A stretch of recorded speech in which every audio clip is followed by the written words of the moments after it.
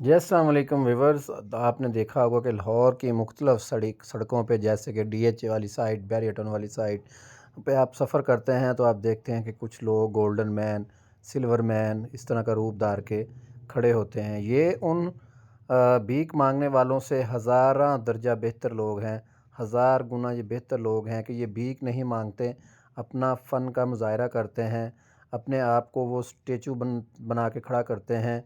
अपने आप को वो धूप, बारिश, सर्दी किसी भी मौसम में वो खड़े होते हैं लेकिन भीख नहीं मांगते। तो इन लोगों की मदद करनी चाहिए, इनको मिलना चाहिए, इनको गले मिल के एप्रिशिएट किया जाए कि ये लोग भीख नहीं मांग रहे, अपना फ़न दिखा रहे हैं और इस हवाले से इन लोगों की मदद की जाए।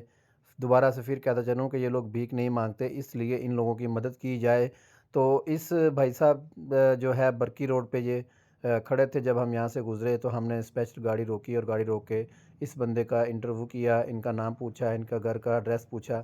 और उसके बाद इनसे ये बात की कि ये आप कितने पैसे पर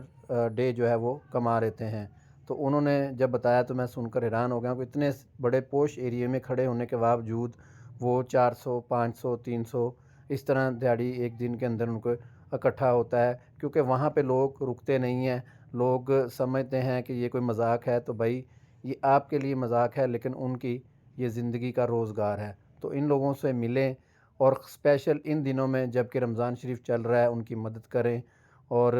इनको राशन पानी दें या इनकी कैश की सूरत में मदद करें, ताकि ये आप लोगों की वजह से अच्छी ईद गुजार सकें, अपने बच्चों का पेट पाल सकें। और ये अक्सर लोग बेचारे गरीब होते हैं काफ़ी, इनके पास ना घर होता है, ना रहने की जगह होती है, ना इनके पास कोई हुनर होता है, तो वो मजबूरन ऐसी जगहों पे खड़े होते हैं। तो आप लोग को चाहिए कि इनको देख के रुकें और इनकी मदद करें।